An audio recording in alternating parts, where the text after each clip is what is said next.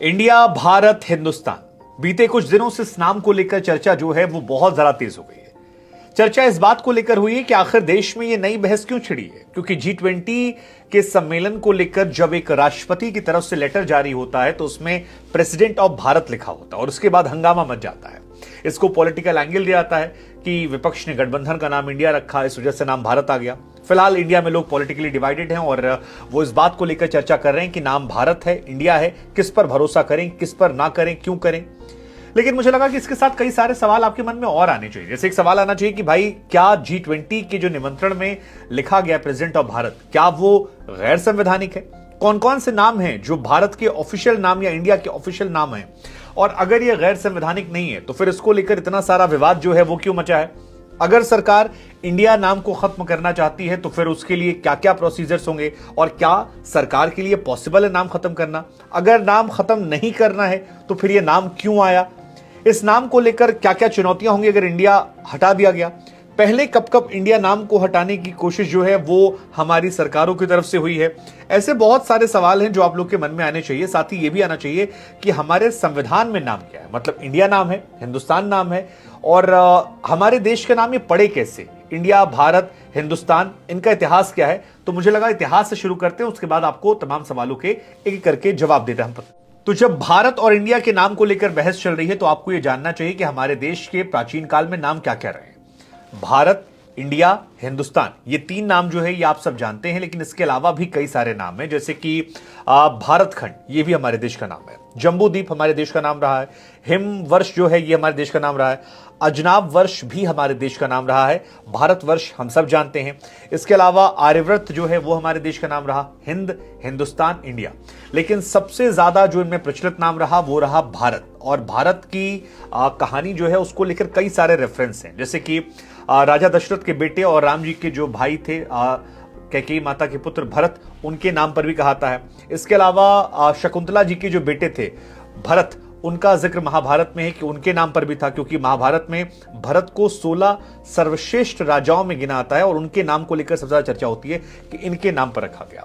पौराणिक कथाओं में एक कहानी और आती है, दुष्यंत के बेटे जो भरत हैं उनके ही लेकर आता है। कहा जाता है कि ऋग्वेद में भी कि भरत जो हैं उनके नाम पर ही भारत का नामांकन है, क्योंकि वो अपने जमाने के सबसे बड़े राजा थे, शक्तिशाली राजा थे और चारों दिशाओं में उन्होंने उस दौर में युद्ध जीता था। युद्ध जीतने के बाद उन्होंने एक अश्वमेध यज्ञ किया था, जिसके बाद चारों तरफ उनका प्रताप फैला और उनके प्रताप के चलते ही हमारे देश का जो उस दौर से नाम था वो भारतवर्ष रखा गया, जिससे बाद में भरत भरत भारत यही चलता रहा। मत्स्य पुराण के अनुसार कहानी जो है वो मनु को लेकर है कि मनु की तरफ से प्रजा को जब जन्म दिया गया, उसका भरण पोषण किया गया तो उन्हें नाम भरत मिला और उसके बाद जिस क्षेत्र पर मनु का राज था उसे ही भारतवर्ष कहा गया। जैन धर्म की बात करें तो वहां पर भी भरत नाम का जिक्र जो है, भारत भरत नाम का जिक्र कहा जाता है कि भगवान ऋषभ देव जो थे उनके बेटे महायोगी भरत के नाम पर फिर देश का नाम जो है वो भारतवर्ष जो है वो डाल दिया गया।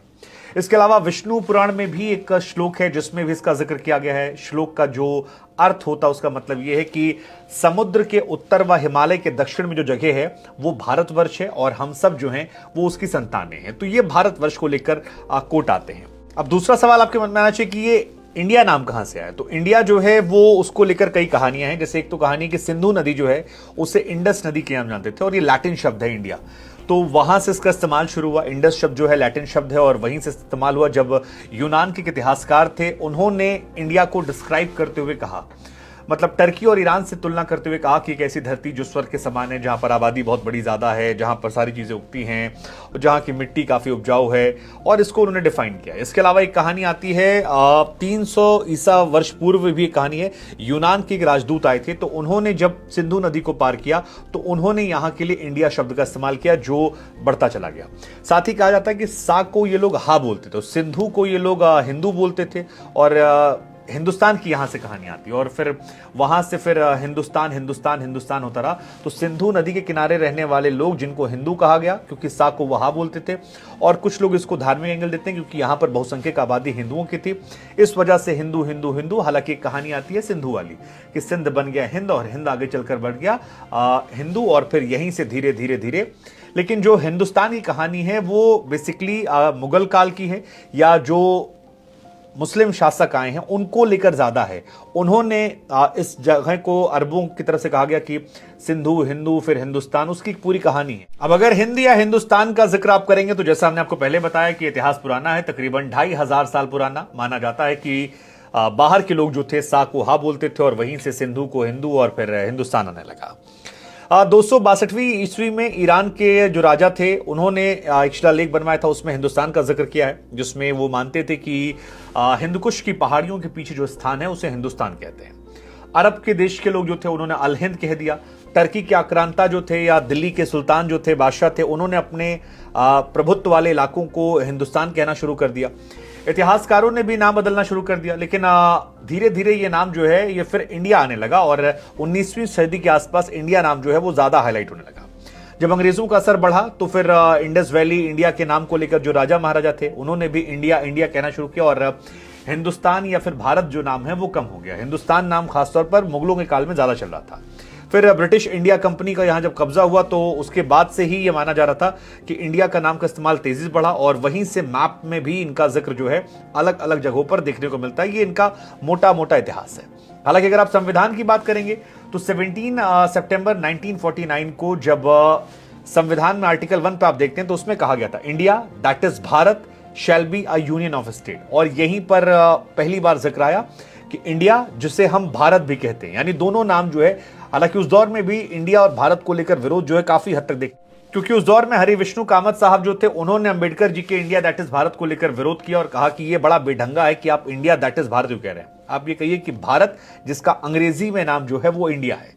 काफी हंगामा हुआ। उन्होंने कहा कि अंबेडकर जी ने संविधान के प्रारूप बनाने में कई सारी भूल की है, वो मानते भी हैं, इसे भी एक भूल के तौर पर मान लिया जाए, लेकिन फिर धीरे धीरे धीरे इसको नहीं माना गया। हालांकि उस दौर में काफी लोगों ने कहा कि स्वतंत्रता के बाद संविधान में इंडिया को प्राथमिकता ना दी जाए, भारत के नाम को प्राथमिकता दी जाए, लेकिन आखिर में कुल मिलाकर यही हुआ कि भैया यही नाम रहेगा, इंडिया और भारत दोनों। तो भारत का नाम इंडिया भी है, इंडिया का नाम भारत भी है, और इसी वजह से आर्टिकल 1 का जो 1 है उसमें कहा गया भारत अर्थात इंडिया जो राज्यों का संघ होगा, और इसको दोनों को बराबर पर माना गया है, तो इसमें कोई बड़ा नहीं है।